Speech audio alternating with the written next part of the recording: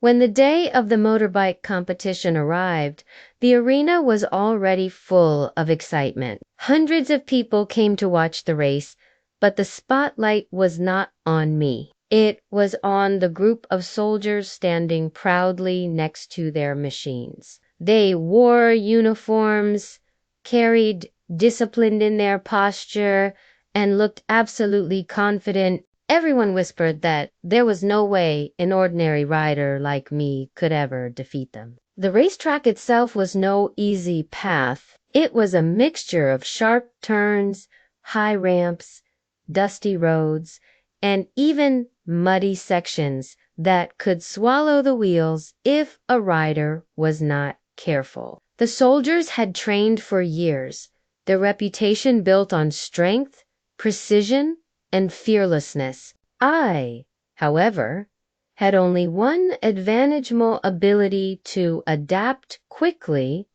to watch carefully, and to trust my instincts. When the signal sounded, engines roared like thunder. The soldiers launched forward with perfect coordination, each one pushing their bikes with incredible speed. I was behind at first, but I refused to panic. Instead of chasing blindly, I studied the track, memorized every curve, and kept my mind focused. As the first sharp bend appeared, I noticed many of the soldiers leaned heavily, forcing their bikes to slide dangerously close to the edge.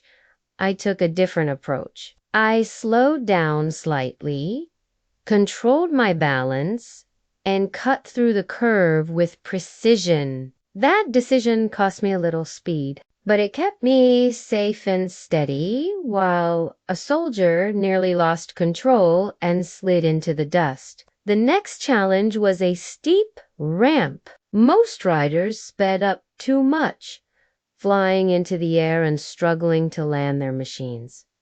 I calculated carefully. I accelerated just enough to soar smoothly, landing my wheels perfectly on the track. The crowd cheered loudly when they saw how controlled my movement was compared to the soldiers who landed with heavy shocks and risked damage to their bikes. By the halfway point of the race, I was no longer the outsider trailing behind. I was side by side with these soldiers. They glanced at me with surprise in their eyes, as if asking how I could possibly match their strength. The answer was simple: I was not fighting them with brute force. I was fighting with patience, observation, and quick thinking. The mud section came next. Soldiers relied on raw power, forcing their bikes through with loud growls of engines. But their wheels spun wildly, and some lost balance. I, on the other hand, guided my bike gently, letting the wheels roll steadily instead of drowning in the mud. Slowly but surely, I passed two of them, leaving only one soldier ahead of me. The final stretch was the most dangerous. A series of zigzag turns tested every rider's focus. The last soldier gave everything he had, speeding furiously to stay in the lead. But his speed was too reckless. His bike skidded dangerously at one corner, and though he recovered, the mistake gave me my chance. I leaned carefully, shifted my weight, and cut through the corner with smooth precision. My bike slid ahead, and suddenly I was leading. The finish line was just ahead. The roar of engines, the cheers of the crowd, and the beating of my heart all came together in a single moment. I pressed forward, feeling the wind hit my face as the line drew closer. The soldier tried to catch up, but it was too late. My front wheel crossed the finish first. The arena erupted in applause. The crowd shouted with excitement, celebrating the unlikely victory. Even the soldiers, though defeated, approached me with respect. They saluted, acknowledging that I had not only matched them, but surpassed them in skill. Standing there, breathing heavily, I realized something important. Winning was not just about strength or power, it was about patience, courage, and the ability to stay calm when others lost control. Beating the soldiers in the motorbike competition was not simply a victory over them. It was a victory over fear, doubt, and the limits I once believed held me back. That day,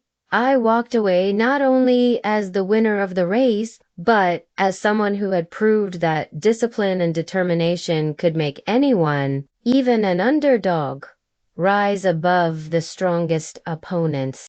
After the motorbike competition ended, the roar of the crowd still echoed in my ears. My victory over the soldiers had been unexpected, almost unbelievable to many who were watching. Yet, deep inside, I knew the challenge was not over. The commander of the soldiers, a tall man with sharp eyes, stepped forward and said in a firm voice, "One race does not prove everything. If you want to be remembered, you must prove yourself again in a greater challenge." The crowd gasped, and I felt my heart tighten. The commander pointed toward a different track, far more dangerous than the one we had just conquered. This was not a simple motorbike race. It was an obstacle endurance challenge, a test that combined speed, skill, and survival instincts.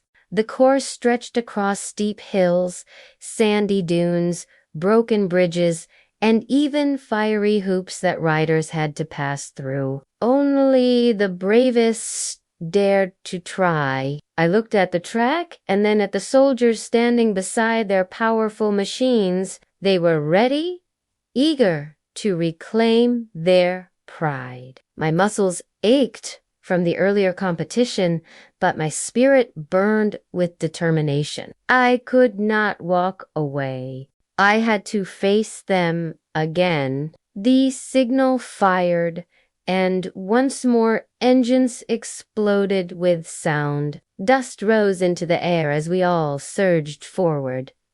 The first section was a rocky hill climb. Many riders tried to force their way up with sheer speed, but their wheels slipped against the uneven stones. I chose a different path, carefully maneuvering my bike, balancing my weight to keep steady. Slowly, I climbed past two soldiers, their frustrated shouts lost beneath the roar of the crowd. The second obstacle was a broken wooden bridge. The planks were loose, and any mistake could send a rider tumbling down into the pit below. The soldiers charged without hesitation, but the weight of their bikes cracked the wood dangerously. I slowed down, calculated each move, and guided my wheels across the stronger parts of the planks. The bridge shook, but I reached the other side safely, while one soldier fell and had to withdraw from the challenge. Next came the sandy dunes.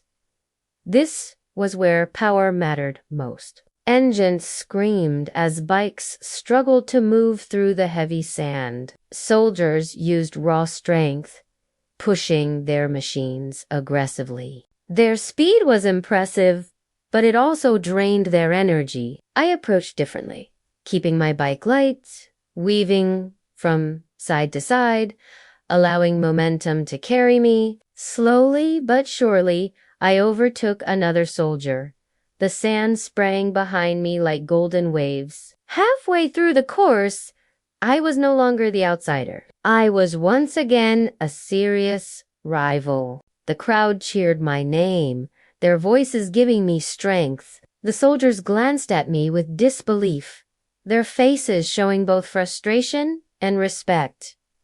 Then came the fiery hoops. Massive rings of flame stood before us, and each rider had to accelerate and jump through them. Fear struck me for a moment, but I calmed my breathing. Speed, timing, and courage, those were the keys. I pressed hard on the throttle, my bike roared, and I soared through the flames. The heat brushed against my skin, but I landed perfectly on the other side. Another soldier was not so lucky. He miscalculated and crashed, his bike rolling across the ground. Only 2 soldiers remained ahead of me, both fighting fiercely. The track narrowed into a zigzag tunnel of steel and concrete where balance was everything. Soldiers rushed recklessly, scraping their bikes against the walls. I slowed,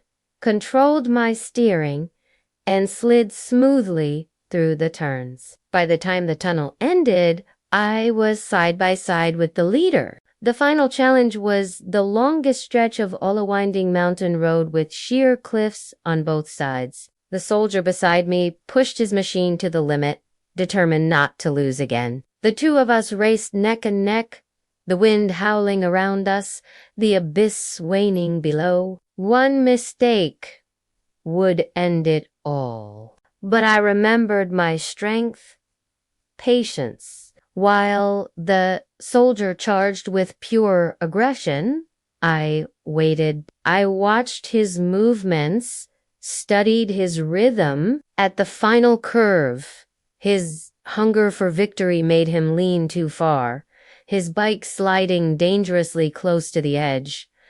That was my chance. I shifted my weight, cut inside the corner, and accelerated past him. The finish line appeared ahead. My heart pounded, my breath short, but my determination unshaken. The crowd rose to their feet as I crossed first, the sound of victory filling the air. The soldiers, though defeated once more, saluted me with honor. Even the commander himself nodded with respect, acknowledging that my victory was not luck, it was skill, discipline, and resilience. That day, I learned that true strength is not about power alone. It is about patience in chaos, courage in fear, and wisdom in every choice. Beating the soldiers twice was not just about winning a race. It was about proving that anyone,